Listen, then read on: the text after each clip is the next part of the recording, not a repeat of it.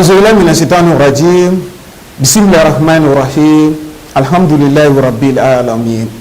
An bɛ masa Rahamani fo k'a barikada ale min sɔnna ni ka bidonya jira an na, ka foli ani waleɲuman dɔn k'o lase aw kelen-kelenna bɛɛ lajɛlen ma. Aw minnu ni a bɛ k'aw ka jɛmukan mandi lajɛ nin waati in na, n'an an b'a fɔ a ma faso jɔ kɛnɛ min bɛ ɲɛnamaya tele ɲɛta Jabaraniso sanfɛ dɔgɔkun o dɔgɔkun. Malidenw ka u fo Bamako yan, Mali togodaw la, Mali duguba wɛrɛ tɔ bɛɛ lajɛlen, ka se malidenw minnu sigilen don jamana wɛrɛ kan, an ka foli bɛ se u bɛɛ lajɛlen ma. Ni an ka jamana jateminɛ k'a lajɛ, i b'a ye k'a fɔ taama jamana don. Malidenw ka bɔ Mali kɔnɔ ni ka taa i dahirimɛ ɲini jamana wɛrɛw kan. Malidenw y'o kɛ kabiri lawale ka na se fo bi ma. Nka nin waati laban ninnu na gɛlɛyaba nana don o kisaw la, ka sababu kɛ nansaralali sɔrɔli walima ka taa se hali jamana wɛrɛw yɛrɛ ma kɛ gɛlɛyaw b'a la. O bɛ kɛ sababu ye maliden caman minnu bɛ ka bɔnɛ u ni na a sira ninnu dɔw kan. Wa kɔlɔlɔw don ka ɲɛsin anw yɛrɛ ka jamanaw ma, kɔlɔlɔ don ka ɲɛsin an ka sigidaw ma. Walasa fu bɛ se ka siri o dan na cogo jumɛn na, wulikajɔw ni cɛsiriw de kan ka bila sen kan ka se ka ɲɛsin an ka sigidaw ma, ka se ka ɲɛsin an ka togodaw ma. An ka togodalama minnu ni olu caman bɛ u kunda nansarala jamana kan walima tunga jamana kan, ka se ka taa tunga sigi kɛ. Fɛɛrɛ bɛ se ka sɔrɔ la cogo jumɛn na?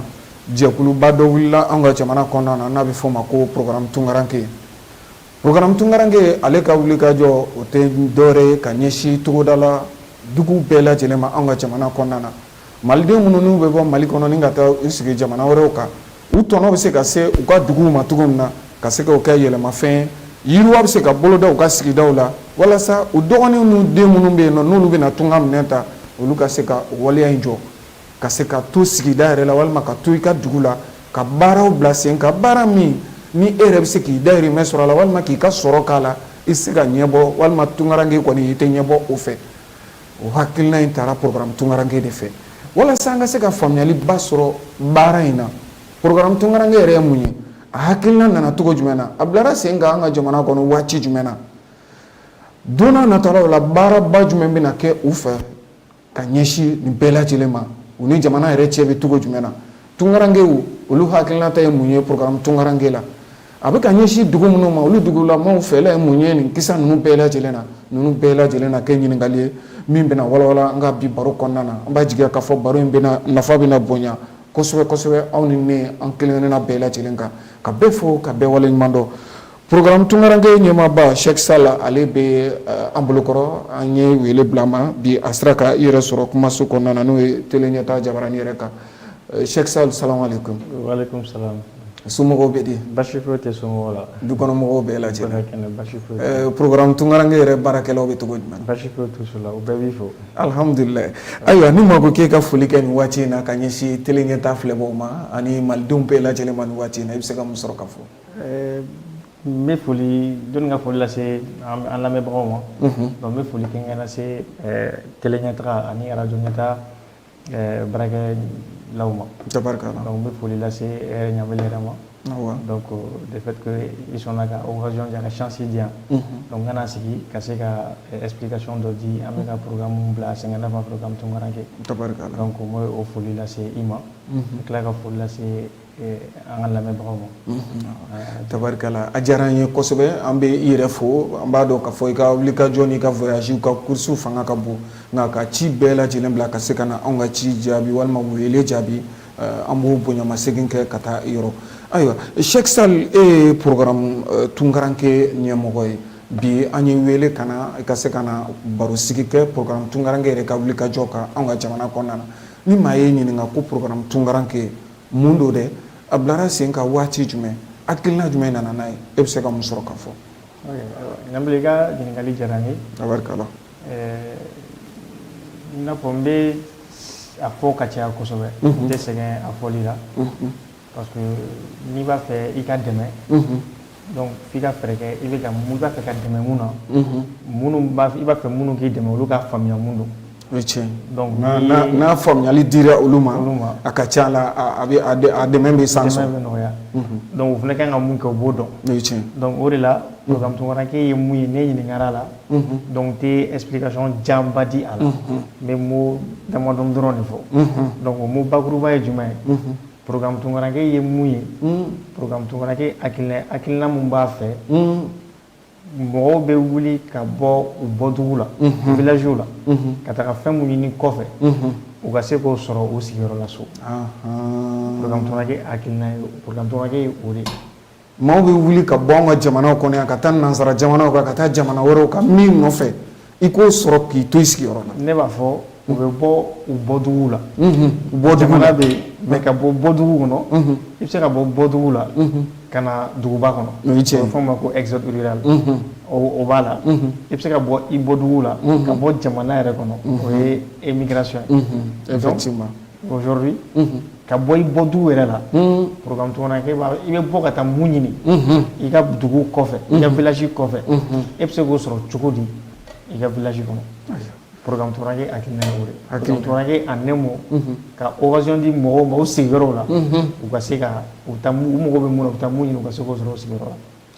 ne y'a faamu o bɛ ɲɛsin togodaw ma kosɛbɛ kosɛbɛ an ka dugu an ka burusi kɔnɔ dugu kosɛbɛ baara fanga bɛ ɲɛsin o de ma. exactement a bɛ ɲɛsin o ma cogo di n ye discours dɔ lamɛn Mali président fɔlɔ Modibo Keyita a kɛlen ka ɲɛmɔgɔya ta c'était je crois Selenkɛɲi je crois en 1960 ou 61 donc Selenkɛɲi Bafulabe mara kɔnɔ donc a y'a jira k'a fɔ ko Mali kɔnɔ n b'a fɔ tubabukan na tila ka bayɛlɛma ko le village est chez nous la cellule de départ et c'est la vitalité de cette cellule qu'engendrera la vitalité de la nation tout entière. O kɔrɔ ye min ye a y'a jira k'a fɔ an ka Mali kɔnɔ bi fɛn bɛɛ bɛ daminɛ an bɔdugu de la ni bɔdugu bɛ ni olu m'u yɛrɛ sɔrɔ jamana tɛ se ka yɛrɛ sɔrɔ ni bɔdugu yɛrɛ sɔrɔ jamana b'a yɛrɛ sɔrɔ bon pour que i ka se ka o hakilina in faamuya n bɛna misaliya dɔ d'i ma terre à terre la dɔrɔn misaliya kelen na an baw bɛ wuli sɔgɔmada fɛ 5 heures 6 heures bɛɛ b'i ka dalala furan o ye tiɲɛ ne ba b'a ta furan sigiɲɔgɔn min bɛ o b'a ta furan mun tugunnen b'o la o b'a furan donc ne sɔnni sera dɔrɔn i b'a ye kare kɔnɔna bɛɛ bɛ jɛ parce que bɛɛ y'i ka dalala furan bɛɛ bon ni dun y'a mɛn jamana dugu de don bon ne ni dugu y'a yɛrɛ sɔrɔ n'i y'a yɛrɛ sɔrɔ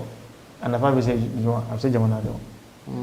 donc ne ye dugu kɛ i n'a fɔ an ka so bɛ cogoya min na an ka quartier la donc dugu bɛɛ k'i ka dalala furan jamana b'a yɛrɛ sɔrɔ alhamdulillah donc o de la c'est important pour que sisan taama ka nɛmɛ sira jugu in kan fo u bɛ taamadenw bɛ ka bɔ yɔrɔ min na o yɔrɔ in ka se ka a yɛrɛ sɔrɔ économiquement donc n'o yɛrɛ sɔrɔ économiquement a ka ca Ala fɛ hali n'u bɛ bɔ ka taga u bɛ bɔ ka taa sira jɛlen fɛ. nka Sheikh Saliu an bɛ se k'a fɔ e ye duguba kɔnɔden ye ka kani hakilina sɔrɔ an nana la cogo jumɛn na ka ɲɛsin an ka togodaw ma ni hakilina in nana cogo jumɛn na ani a kɛra san jumɛn. Ɲamile i ka ɲininkali diyara n ye sababu de bɛ fɛn bɛɛ la diɲɛlatigɛ fɛn o fɛn bɛ sababu de b'a la o ye tiɲɛ o ye tiɲɛ a bɛ se ka kɛ Ala bɛ se ka nɔgɔya Ala bɛ nɔgɔya dɔ kɛ e ye mais nɔgɔya min kɛra e ye mun bɛ kunkolo kɔnɔ e yɛrɛ bolo mun ka ɲi i ma o nɔgɔya ni Ala y'o se di e ma ka musaka nɔgɔya i ye donc e b'i ka musaka don o da de fɛ o ye tiɲɛ mais a dontɔla o da fɛ a bɛ se ka kɛ Ala kuta caman b'a la o ye tiɲɛ mais i t'o dɔn parce que o wagati la o de b'i kunkolo la o ye tiɲɛ mais o kɔnɔna la i bɛ se ka taa bɔ fɛn dɔw kan parce que i ye adamaden i bɛ ɲina dusukun b'i la i kan ka ɲina balimaw b'i la fɛn caman b'i la donc n'i taara bɔ fɛn dɔw kan e yɛrɛ b'a ye k'a fɔ ninnu ta tɛ fugariya ye mais situation dɔw de y'a to u bɛ ka nin kɛ donc e bɛ ka sɔrɔ min kɛ sisan e dun bɛ ka taa don mun na lala peut-être n'i sera ka a bɔ o alakuta in na sisan k'a don sɛbɛ sira dɔ fɛ a ka ca Ala fɛ balima minnu bɛ n'olu bɛ ka taa sira dɔ fɛ duguma sira fɛ caman bɛ se ka bɔ o la donc n'i y'o hakilina sɔrɔ donc i bɛ wari ta i bɛ mun sɔrɔ i bɛ taa don o baara sira fɛ tabarikala pour que ka se ka olu dɛmɛ u ka se ka bolominɛyɔrɔ dɔ sɔrɔ o yɔrɔ tiɲɛ donc hakilina nana na ni o cas dɔ de ye Maroc Maroc jamana kan exactement donc kelen k'o ye donc n ko bon maintenant ne bɛ se ka mun kɛ walasa ka se ka ninnu dɛmɛ u kana taa duguma sira fɛ u ka to ji la u kana to ji la u b'a fugariya tɛ situation dɔ de don donc o kelen n seginna ka na Bamako n ye dugu min yala a ka ca ni dugu plus de 500 villages a ka ca ni dugu 500 ye dugu 500 n y'o de yala ka région bɛɛ Kolokani une partie de Kulikoro tout ça donc n yala kosɛbɛ pour ka faamuyali ɲini k'a dɔn mun de bɛ ka mɔgɔw labɔ faamuyali fana dɔnni kɔfɛ mun de est ce que wariko de don wa n y'o bɛɛ analyser k'o dɔn mun de kan ka kɛ sisan mun de la wari barikakɛ nin wariba in bɛ ka na o bɛɛ la problème min toujours donc o bɛɛ ye na ka dɔn ka tila ka avion ta ka taga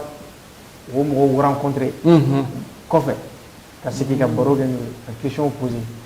n ye question caman poser e yɛrɛ kunna tabarikala o kɛra ka association o kɛra ka faamuyali caman sɔrɔ donc o de la sisan an y'a décider ka fɔ bon maintenant an bɛna misaliyaw yira misaliya mun n'a kɛra n'a bɛ kɛ sababu ye donc an bɔdugu b'u yɛrɛ sɔrɔ wa mɔgɔ minnu fana bɛ bɔdugu la olu fana bɛ opportunité sɔrɔ ka se ka bolominɛyɔrɔ sɔrɔ ka sɔrɔ u ma bɔ ka taa yɔrɔ ka sɔrɔ u ma wuli ni ka tunga donni ɲɔgɔn kun ka Sahara cɛci walima ka fɔ i na taa kɔgɔji kɛnɛba cɛci k'i kun da nansarala kan walima jamana wɛrɛ kan u bɛ se ka taa tunga la mais u tɛ taa sira jugu fɛ tunga tagali c'est important mais a sira jugu de man ɲi a sira jugu de man ɲi sira n'o ye Sahara ni ji in ye Sheikh Sall ni hakilina nana san jumɛn a bila sen ka sisan a bɛ waati bɔ wa programme tungaranke in programme tungaranke hakilina nana entre 2015 et 2016 plus précisément préférant 2016 o ni san cɛ bɛrɛ t'a jɛ san 10 na mais nin baara fanba bɛɛ kɛra a bɛ san 8 ɲɔgɔn na bɔ hakili jagabɔ dɔrɔn la ka taa kow sɛgɛsɛgɛ ka kow ɲɛɲini donc an ye mun k'o la a bɛ san 7 san 8 bɔ ɲinini caman kɛ fɛ dɔrɔn parce que n'i bɛna baara dɔ kɛ i b'a fɛ ka étage 100 étages jɔ f'i ka soubassement de k'a la kosɛbɛ bon ni dun ko pour que ka tunga duguma sira k'a kɛlɛ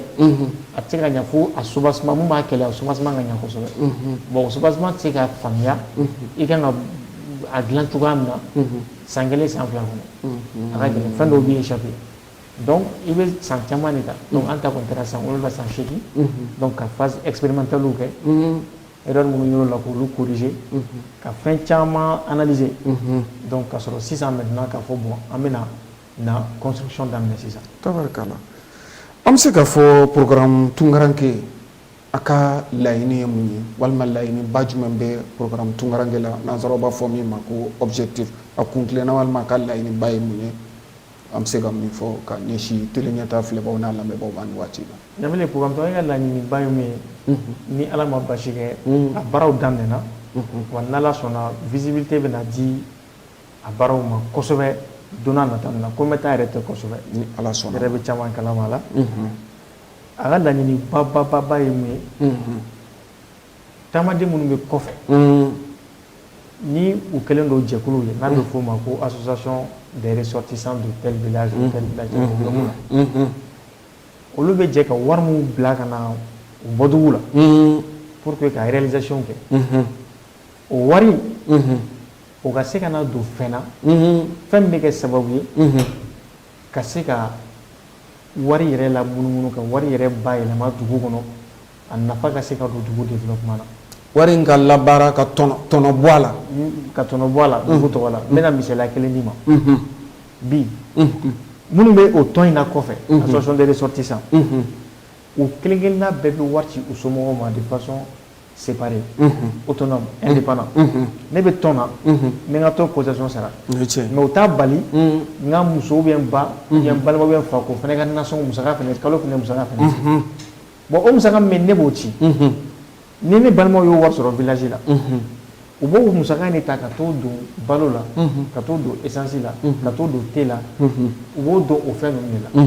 mais u b'o don o fɛn na cogoya min na o kɔrɔ wari bɔra France ou bien Espagne ka na cogoya min na n'a donna balo la balo ni fɛnw na wari bɛ tila ka bɔ dugu kɔnɔ ten cogoya la o ye tiɲɛ dugu ma nafa foyi sɔrɔ parce que ne mun bɛ wari ci ka bɔ kɔfɛ ka na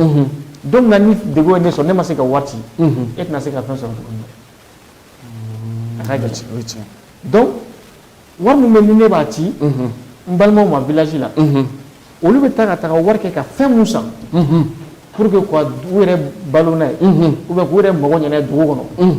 o fɛn mun bɛ yen n'a bɛ ka san dɛ an ka dugu tɔn bɛ se ka o fɛn lase dugu kɔnɔ cogo di donc an ka dugu tɔn wari mun bɛ yen a bɛ se ka malo san ni malo caman a tɛ taa k'a bɛ taa feere mais a bɛ malo bila mɔgɔ minnu bɛ malo feere kɛ dugu kɔnɔ a bɛ malo bila olu ka bolo kan parce que ni an ka tɔn taara malo feere kɛ dugu kɔnɔ o kɔrɔ mɔgɔ minnu fana bɛ malo feere dugu kɔnɔ o kɔrɔ olu fana ka bitiki datugu ka duguma sira ta donc i tɛ système tiɲɛ donc aw bɛ se b'aw ye wari b'aw bolo aw ka tɔn wari bɛ a bɛ malo san nɔgɔya la parce que a bɛ na achat groupé de kɛ mɔgɔ min bɛ bɔrɔ 10 san ani mɔgɔ min bɛ bɔrɔ 200 san a prix tɛ kelen n'o tɛ kelen donc i bɛ na participer ka prix dɔgɔya fɔlɔ donc n'i nana i b'a di bitigitigiw ma minnu bɛ dugu kɔnɔ nɔgɔya la maintenant e bɛ tila ka wari mun ci somɔgɔw ma i somɔgɔw bɛ taa o bitigitigi ninnu de fɛ ka t'o malo bɔrɔ kelen kelen san bon o malo bɔrɔ kelen kelen san sisan 200 bɛ don dugu kɛsi kɔnɔ parce que an ka dugu de y'a di mɔgɔ ninnu ma engros prix la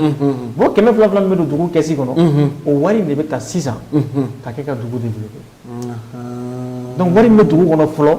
n'an bɛ ka wari dun don o don an bɛ se ka mun de bila sen kan pour que dugu ka se ka nafa dɔ sɔrɔ o wari la ka se ka kɛ ka yɛrɛ développer an ye exemple ka kelen kɛ pratique i yɛrɛ tun b'o kɛnɛ kan avec la banque BESI Bɛndugu commune de Diagon u ye wari tɛgɛ fara ɲɔgɔn kan ka wari ta k'a bila banque ka bolo kan banque ye camion chargé ka taga camion di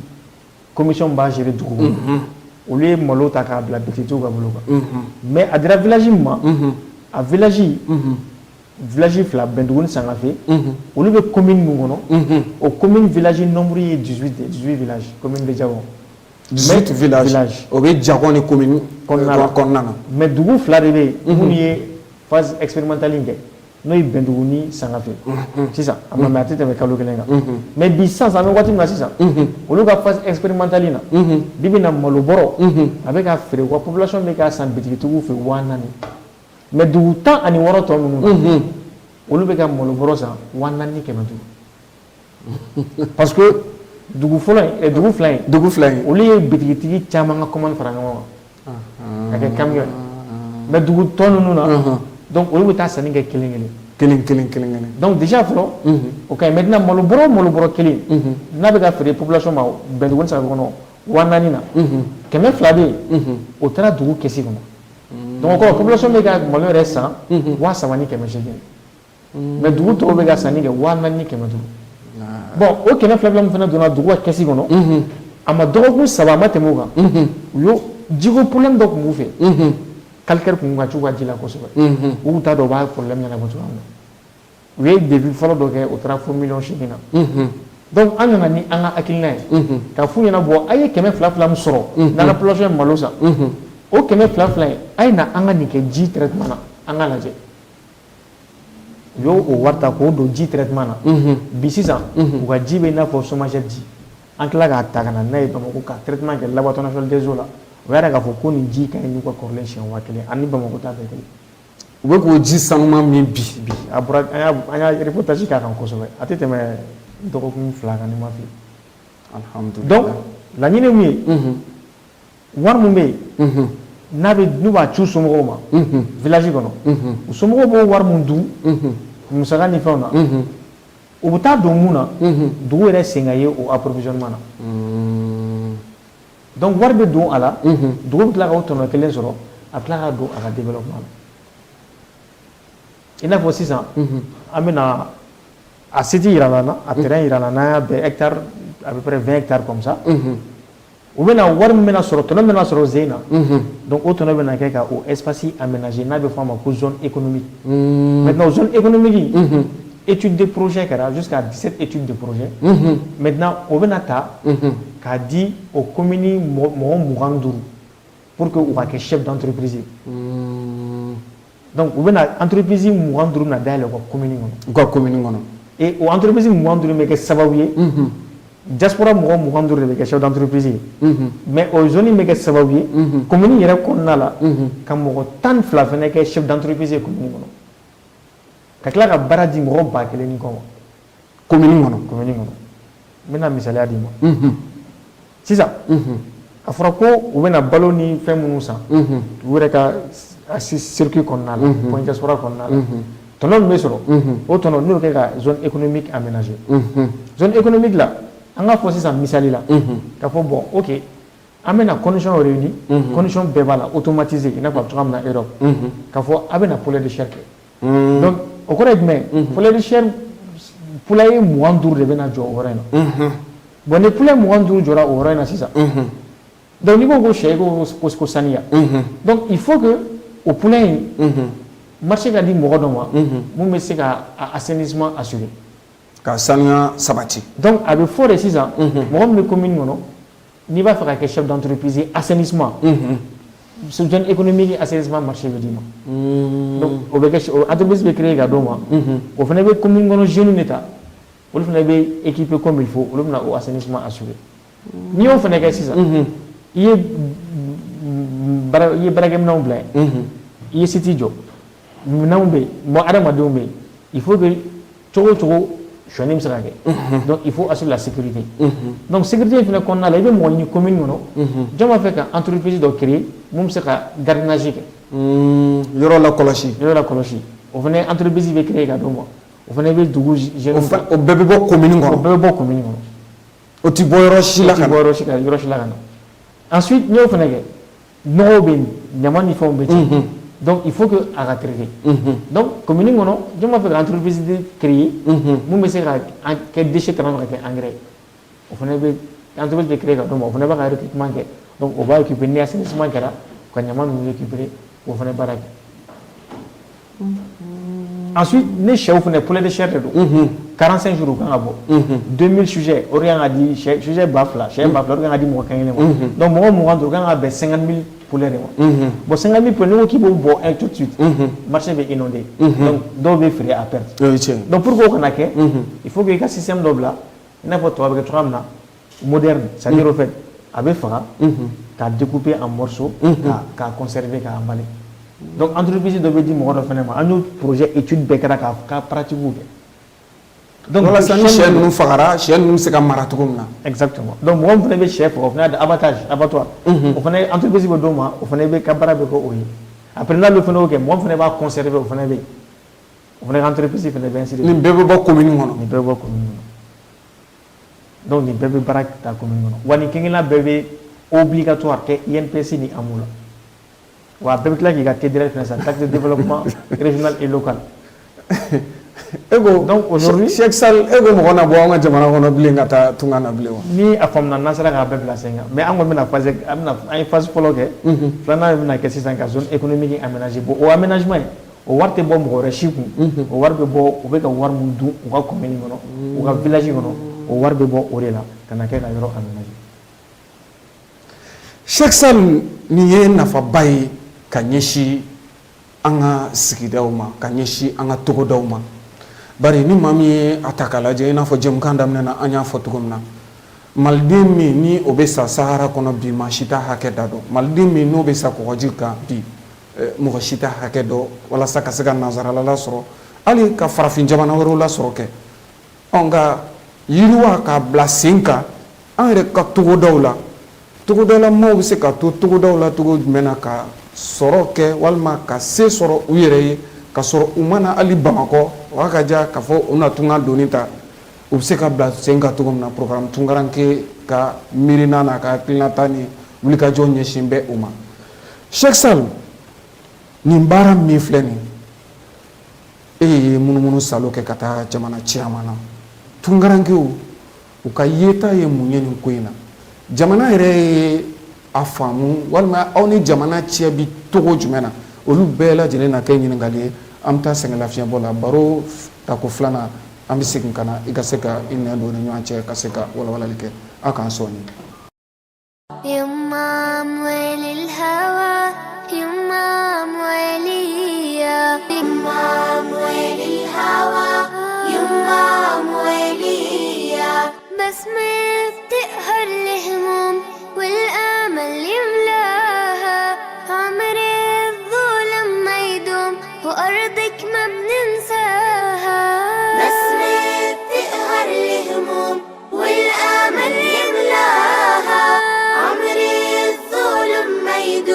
وأرضك ما بننساها foli ani waliɲuman dɔ ko lase aw kelenkelenna bɛɛ lajɛlen ma a bɛ ka teleɲɛta lajɛ jɛmukan min bɛ ka tɛmɛ nin waati in na faso jɔkɛnɛ don teleɲɛta jabaraniso sanfɛ dɔgɔkun o dɔgɔkun baro tako filanan an nana o kɛnɛ kan maa welelen Sheikh Sall programme tunkaranke ka se ka wulikajɔ kɛ ka ɲɛsin an ka togodalamaw ma u bɛ se ka to u sigiyɔrɔ la cogo min na ka yiriwaw bila sen kan ka sabatiw bila sen kan min bɛ se ka kɛ sababu ye yiriwa yɛrɛ bɛ se ka boloda u fɛ cogo min na n'o ye o ye développement ye o bɛ se ka kɛ sabatifɛn ye cogo min na u ka sigidaw la ɲininkali tun nana da yɔrɔ min na o de ye ka fɔ nin wulikajɔw bɛ ka kɛ Sheikh Sall fɛ sisan a bɛ san 7 san 8 bɔɲɔgɔnko bɔ Sheikh Sall nin hakilina min taara e fɛ ka a bila sen kan tunkarankew i ye jamana caman yaala ka se tunkarankew ma u yɛrɛ ye ko in ye cogo jumɛn na u ka miirinata ye mun ye programme tunkaranke la Ɲamile i ka ɲininkali diyara n ye kosɛbɛ honnêtement depuis n ye programme in bila sen kan et que depuis n commencera ka se tunkarankew ma parce que ne bɛ taa tunkarankew rencontrer comme n y'a fɔ n ka kuma la n ye village caman kɛ donc o village la sisan n b'a demander olu de fɛ u ka rendez-vous ɲini u ka ressortissants fɛ donc n bɛ wuli n bɛ taga u rencontrer ka ɲɛfɔli kɛ tellement que hakilina diyara u ye u ma da la u ko n'a sera ka kɛ c'est-à-dire olu t'a dɔn u bɛna fɛn o fɛn kɛ alhamdulillah mais u ka o raisonnement fɛnɛ a ka kan et c'est normal parce que n'i y'a lajɛ u bɛ o bɛɛ kɛra n ka recherche kɔnɔna fɛ n bɛ u lamɛn donc i b'a ye degun caman u y'a sɔrɔ u ye wari bila ka na ka initiative ta mais malheureusement a bɛɛ bɛ kɛ a bɛɛ bɛ daji sira so ni kungo cɛ a bɛɛ bɛ tiɲɛ bon o tiɲɛni n ye o explication fɛnɛ d'u ma c'est normal o kɔrɔ ye mais hali sisan hali n'u ye 1000 milliards de bila ka na tuguni o kelen bɛ t'o sara kelen fɛ parce que pour que sisan cogo jumɛn na Ɲamile n'i bɛ fɛn o fɛn kɛ i b'a préparer ka labɛn sabati mais ni e ma labɛn sabati e m'a préparer e ye wari ta dɔrɔn k'a bila ka na k'a fɔ bon an ye tile fila kɛ baro la an y'a kɛ papier k'a kaɲi Ɲamile a kuma ka ca dɛ mɔgɔ ka fɔ la ko n ye diplôme sɔrɔ o ye papier mais ni n taara pratiquer mais m'a ye ajustement caman b'a la dɛ donc jɔnni bɛ ajustement in faamu donc i bɛ erreur caman kɛ donc a bɛ n'a fɔ o ɲɔgɔnna de don sinon en réalité wari min bɛ bɔ kɔfɛ ka don an fɛ yan san kɔnɔ sira nɔlen sira normal fɛ sira jɛlen fɛ a ka ca ni dollar wari américain dollar wari miliyari 1 san kɔnɔ plus d'1 milliard de dollars américains donc ni Mali yɛrɛ douane ni impôt bɔra yen diaspora de ka wari min bɛ na o de bɛ na n bɛ se k'a fɔ u bɛ ɲɔgɔn na yɛrɛ kosɛbɛ yɛrɛ de bon a lajɛ douane ni impôt wari bɛ ka se ka kɛ ka mun kɛ u bɛ ka se ka an ka fonctionnaires sara u bɛ ka marché di mɔgɔw ma a bɛɛ bɛ ka kɛ n'o wari u bɛ ka jamana sobaw jɔ u bɛ ka sirabaw dilan n'a fɔra ko o wari min bɛ yen n'o ɲɔgɔnna dɔ bɛ na sira wɛrɛ fɛ ko o wari in yɛrɛ bɛ ka kɛ sababu ye pour que maliyɛnw ka taa sa duguma sira fɛ a ka kɛ jagabɔ kun bɔ dɛ donc o kɔrɔ a kɛcogo de ma ɲi donc a bɛna don mun kɔnɔ fo de ka dilan donc ne ko sisan mɔgɔw bɛ wuli ka taa tunkarankew de rencontrer ka taa projet yira u la pour moi o erreur de parce que tunkarankew bɛ wari bila ka na so de wari bila ka na mun kɔnɔ ni wo b'o o la e ka baara ye min fɔlɔ i b'o wo datugu fɔlɔ donc ne bolo an kan ka baara kɛ kosɛbɛ de village la fɔlɔ réunir les préparer ka condition réunir ka labɛnw na sabati donc ni diaspora ka wari nana dɔrɔn o b'a sɔrɔ déjà condition réunilen don labɛnw na sabatilen don wari bɛ bugun yɛrɛ c'est comme ni bɛna danni kɛ i tɛ taa engrais san fɔlɔ i bɛna kɛ yɔrɔ min na fɔlɔ i b'o labourer fɔlɔ de ka terrain préparer ka sɔrɔ ka na engrais k'a la bon engrais bɛ n'a fɔ sisan diaspora ka wari bɛ n'a fɔ sisan ko engrais donc u bɛna engrais don dugukolo min na i bɛ t'o labourer fɔlɔ de n'o ye village ka taa condition labɛn fɔlɔ après u ka engrais ye mun ye n'u ka wari i b'o ta i bɛ n'o bila a la n'o kɛra fɛn minnu bɛ den falen donc olu bɛ den ɲuman bɔ. Sheikh Sall i b'a ye an ni tunkarankew i b'a dɔn k'a fɔ an bɛ tunkaranke jɛmukan kɛ anw ni tunkarankew caman bɛ ɲɔgɔn sɔrɔ u ka jalaki bɛ ɲɛsin dɔw yɛrɛ ka kumaw fɔcogo la an b'a fɔ a fɔcogo la baara man di maliyɛn ye maliyɛn ye fugari de ye n dɔgɔnin b'an ka village la n ye 100,000 bila ka na d'a ma n ye 1,000,000 bila ka na d'a ma a y'a bɛɛ tiɲɛ a ma se ka ɲɛ foyi sɔrɔ a la olu tunkaranke dɔw olu ɲɛ b'e la nin waati in na u tulo b'i la e bɛ se ka mun kɛ k'u jaabi Cheikh Sall ne bɛ se ka mun kɛ k'u jaabi o de ye ka a f'u ɲɛna mɔgɔ si tɛ u ka dugu la k'o ye fugari ye maliyɛn tɛ fugari ye maliyɛn c'est-à-dire n ye wari ci n dɔgɔnin ma n y'a ci n balimakɛ ma n y'a ci n fa ma 500,000 1,000,000 a y'a tiɲɛ fugari don nkalon don olu yɛrɛ bɛ na Cheikh Sall maaw ɲɛ b'i la maaw tulo b'i la dɛ nin yɔrɔ in walawala olu yɛrɛ bɛ taa faamuyali ka sɔrɔ nin na dɛ olu yɛrɛ bɛ na an bɛ t'u bila village la ala mɛ dɛ an tɛ 1,000,000 d'u ma dɛ an bɛ 1,200,000 d'u ma an ma sigi kalo wɔɔrɔ an b'a lajɛ an ma sigi kalo wɔɔrɔ an b'a lajɛ n bɛ to ka misaliya dɔ fɔ n bɛna segin a kan n bɛna question poser yɛrɛ kunna ni ne ko ɲamele ma sisan ko e ka kalo 2 kɔnɔna la fɛrɛ bɛɛ kɛ i ka 1,000,000 économiser i wɔsi la i ma mɔgɔ namara i ma delili kɛ i ma sonyani kɛ i ma foyi kɛ i ka 1,000,000 économiser ni kalo 3 dafara ne bɛ 10,000,000 fara kan k'i ka projet financer kalo 3 bɛ se ka kalo 4 se kalo se a ka gɛlɛn i ka 1,000,000 mara o ye tiɲɛ a ka gɛlɛn dɛ i tɛ se a man gɛlɛn dɛ n tɛ se yɛrɛ mais ni e wulila sisan ka taa farajɛ la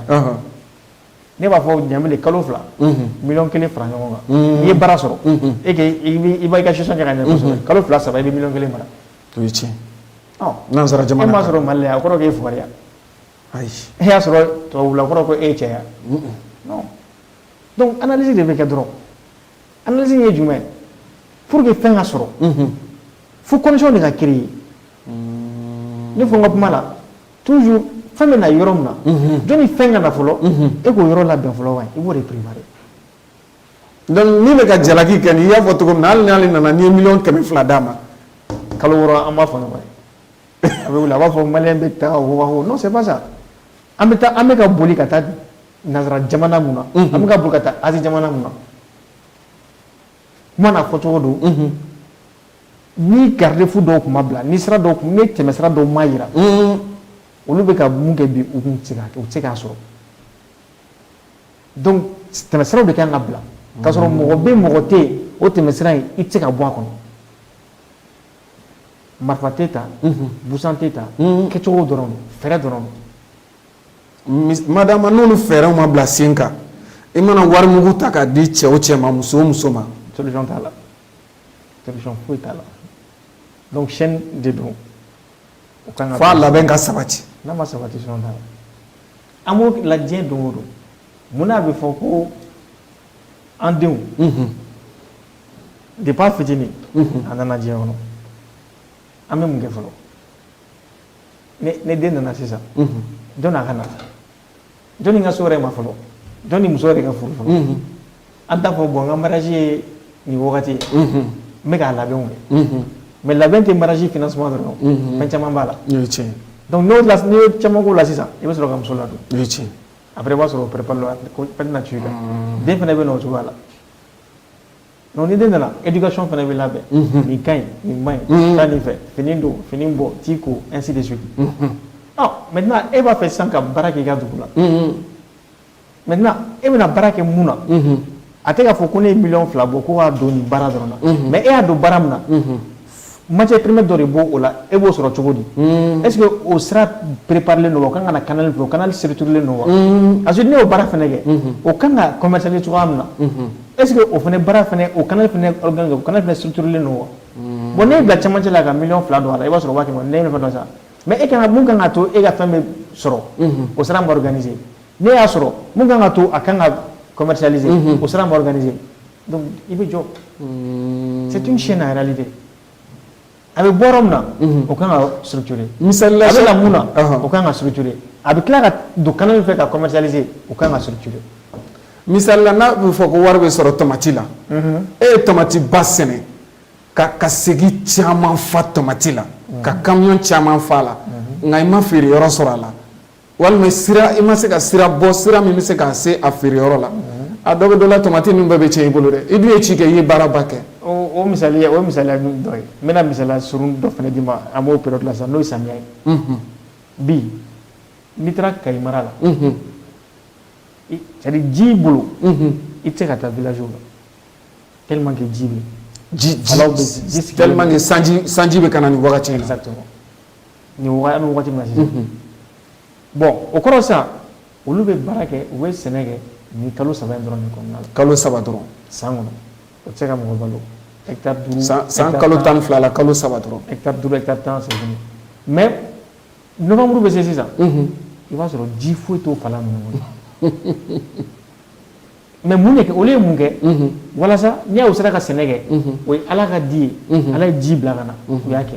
mais olu ye fɛɛrɛ jumɛn kɛ pour que donc wagati min na ni Ala ka di mun bɛ yen n'o ye samiya ye sanji ye o tɛ yen mais olu ye fɛɛrɛ jumɛn kɛ pour que Ala y'o ji mun d'u ma don min na ji tɛ ka na u ka se k'o ji kelen utiliser ka se ka o yɛrɛ k'a k'u mago ye bon ni e m'o préparer a bɛ ɲɛnabɔ cogo di au moins ka système dɔrɔn bila dɔrɔn n y'o fɔ n ka kuma la taamaden minnu bɛ kɔfɛ tɔn minnu bɛ yen wari b'u bolo mais il faut que a ka d'u ye fana ka o ye miliyɔn caman don village la mais a ka d'u ye de sisan n'an y'a don an bɛ se ka a don sira jumɛn fɛ et que a coup sûr à 100% résultat ɲuman bɛ sɔrɔ n'o cadre ma jira u la caman kɛr'o la dɛ donc an ka laɲiniw de ye sisan an ka baaraw de an ka hakilinaw de ye tabarikala ka se ka fɛɛrɛ bila sen kan alhamdulillah fɛɛrɛ concret exemple concret an yɛrɛ de bɛ ka musakaw bɛɛ ta fɔlɔ k'a jira k'a fɔ a ye don nin da fɛ aw ka dugu la an tɛ dɛ an yɛrɛ b'a a bɛɛ gérer an bɛ kanifa dɔrɔn de yira aw la wa a bɛ kɛ sababu ye a ka mɔgɔ si tɛ to duguma sira fɛ tuguni wa aw yɛrɛ minnu bɛ kɔfɛ a tɛ dɔrɔmɛ kelen bɔ kɔfɛ k'a ci ka na ko so musaka alhamdulillah donc commune b'a yɛrɛ sɔrɔ village b'a yɛrɛ sɔrɔ ni village y'a yɛrɛ sɔrɔ taxe de développement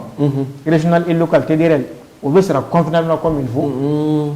mairie ka maire bɛ sigi wagati min na a ka projet PDSEC a y'o mun présenter projet de développement pour la zone a bɛ financement sɔrɔ comme il faut k'a sɔrɔ wari ma bɔ ONG fɛ ka na donc a b'a ka réalisation kɛ comme il faut alhamdulillah donc c'est un ensemble Cheikh Sall e programme Tunkaranke coordinateur ye ni wulikajɔ ni nin cɛsiri ninnu bilalen don sen kan kabiri san 2000 ani 15 16 waatiw ka ɲɛsin Mali togodala duguw ma tungana taga walima tunga yamaruya bali mɔgɔw bɛ ka taa sa kɔgɔji sanfɛ Sahara kɔnɔ f'u bɛ se ka siri o dan na cogo min na a wulikajɔw bɛ sen na an ka jamana marabaw walima ni i yɛrɛ ni jamana cɛ bɛ cogo jumɛn na ni hakilina in na walima ni baaraba in na i ni jamana cɛ bɛ cogo jumɛn na Cheikh Sall nin bɛ nin kɛ occasion ka ministère des Maliens établis à l'extérieur et de l'intégration africaine n'o o ɲɛmaa ye Musa Atayɛri an ye bolonɔbila sɛbɛn kɛ ma fili i tun b'a kɛnɛ kan n b'a kɛnɛ kan o bolonɔbila sɛbɛn o ye cogoya min na gouvernement bɛ se ka an dɛmɛ n'a bɛ fɔ a ma ko appui institutionnel an ma taa wari ɲini appui institutionnel walasa cogoya min na an bɛ se ka conditions c'est-à-dire structurées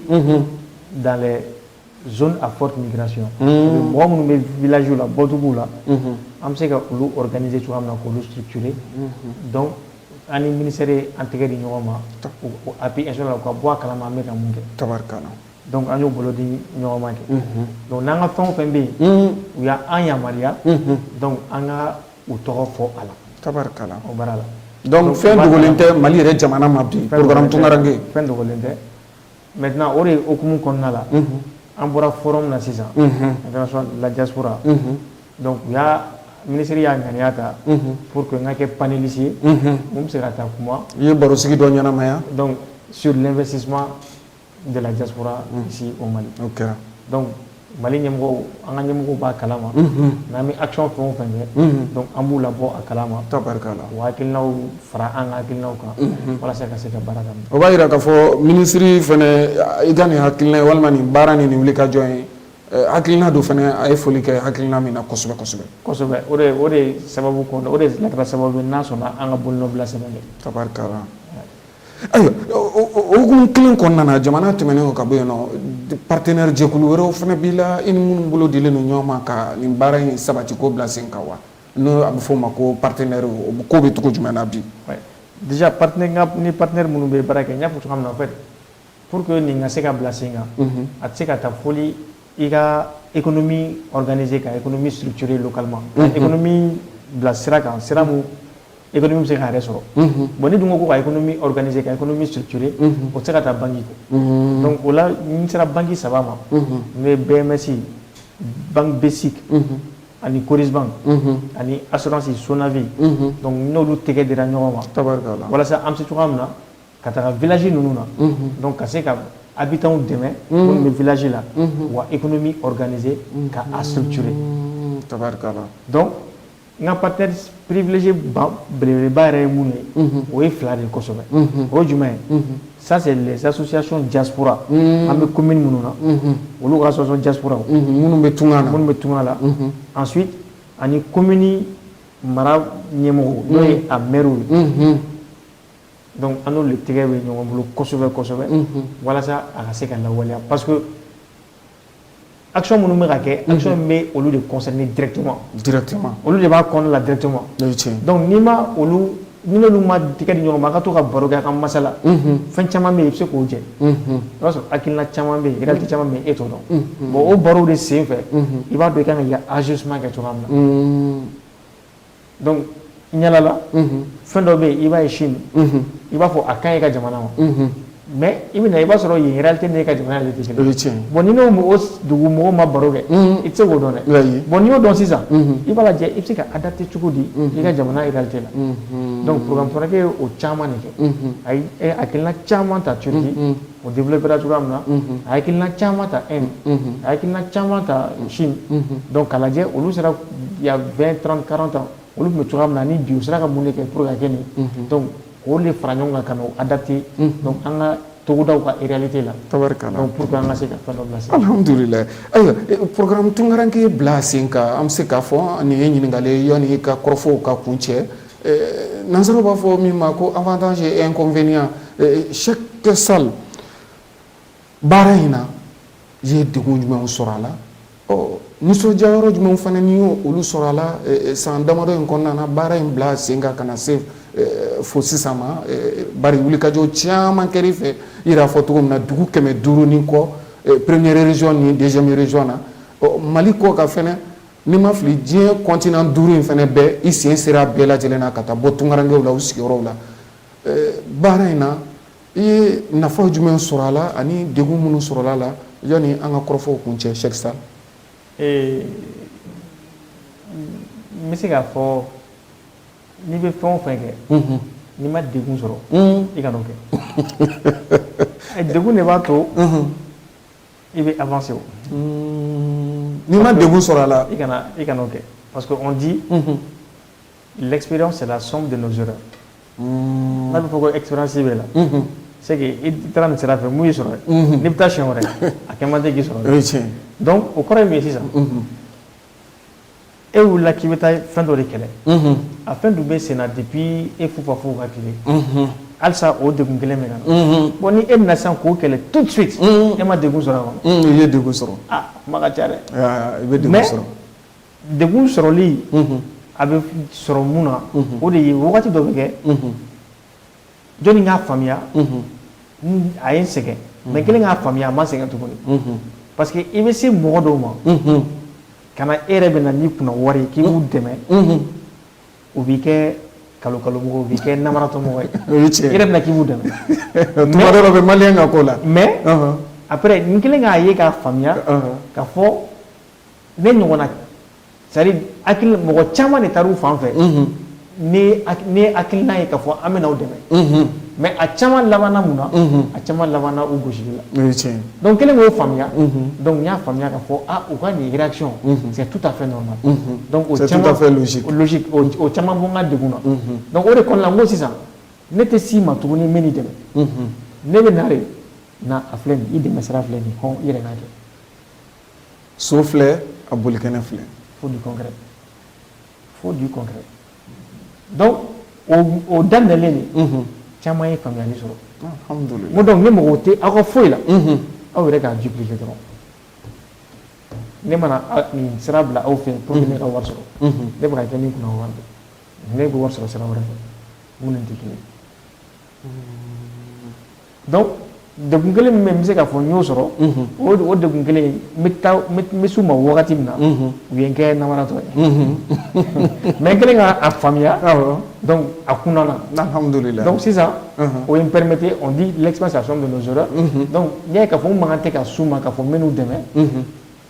expérience nana o sira de senfɛ bon n yɛrɛ bɛ action kɛ k'a ta k'a d'u ma alhamdulillah alhamdulillah donc du coup n bɛ se k'a fɔ n ko n ye degun sɔrɔ tabaraka parce que n bɛ ka mun kɛ vraiment a ka di n yɛrɛ ni kun ye ayiwa ka se ka fɛn dɔ bila sen kan mun b'i ka diɲɛ dilan a b'i ka lahara dilan tabaraka donc n'i nana diɲɛ kɔnɔ a kana fɔ dɔrɔn k'i nana kulonkɛ dɔrɔn mais i nafa ka se mɔgɔw ma tabaraka i denw i mɔdenw alhamdulillah donc o de ye ne ka laɲini ye an b'a jigiya fana expérience fana caman sɔrɔ la nin na expérience caman taara aw yɛrɛ fan fɛ tabaraka alhamdulillah ayiwa chaque salle kurun sera siya ma ka bi kɔrɔfɔ kun cɛ an b'a jigiya k'a fɔ nin tɛna k'an ka sigi laban ye min ma ko k'e ka kɔrɔfɔ laban fɔ nin kɛnɛ kan miniti 1 kɔnɔna na e bɛ se ka mun sɔrɔ k'a fɔ yanni an n'i ka sigi wɛrɛ cɛ chaque salle n ka combat filanan donc o kuma bɛna fɔ ka caya kosɛbɛ o combat filanan donc o tɛ village diaspora ka village ye o tɛ diaspora ye mais o ye animateur ye an minnu bɛ émission diaspora ninnu animé o ye jumɛn ye wagati sera a ka sira yira taamadenw na sira ye jumɛn ye a bɛ émission kɛ c'est bien degun minnu bɛ a b'o fɔ papier ko fɛn caman gɛlɛya degun minnu gɛlɛya minnu b'a la c'est bien mais wagati sera aw ka émission kɔnɔna la a kɛra télé ye o a kɛra radio ye o a ka miniti 5 a ka kɛ journaliste d'investigation ye c'est-à-dire a yɛrɛ bɛ wuli ka taga initiative ɲɛnamaw hali n'a ma kɛ fɔlɔ ka taga ko sɛgɛsɛgɛ ne nin kɛra nin bɛ se ka ɲa a investissement man ca kosɛbɛ ka na rubrique investissement dɔ dayɛlɛ aw ka émission kɔnɔna la k'a yira taamadenw na nin localité la nin opportunité bɛ se ka kɛ n'i ye nin opportunité kɛ a kun ye nin a nafa ye nin ye wa a bɛ se ka durée bɛ se ka kɛ nin ye k'a walawala k'a bɛɛ détail bɛɛ di u ma tabarikala donc il faut que sisan ne ka kuma n bɛ se ka fɔ ka kuma la o de ye sisan aw animateur minnu bɛ yen sisan aw de bɛ se ka fɛɛrɛ bɛɛ kɛ walasa taamadenw ka se ka misaliya ɲɛnamaw sɔrɔ ka conseil ɲɛnamaw sɔrɔ pour que u ka se ka na sisan u ka laɲini ye min ye u taara mun ɲini kɔfɛ u ka se ka information fiable sɔrɔ u kan u bɔcogo la tabarikala ni ala sɔnna donc n ka laɲini ye o de ye ka ɲɛsin animateur ma donc ni e kɛ ciden i bɛ se ka se i collègue tɔw ma ni ala sɔnna walasa ni wa je suis disponible inchallah an ka sigi an ka réfléchir ka concept bila sen kan ala sɔnna ka rubrique créer maintenant yɛlɛmani ɲoro jɛma bafula bi opportunité minnu bɛ yen vraiment taamadenw bɛ minnu bɛ olu ka taa u bɛ se k'a ye cogoya min na u bɛ se k'a faamuya cogoya min na et u bɛ se ka na investir la cogoya min na ni ala sɔnna ma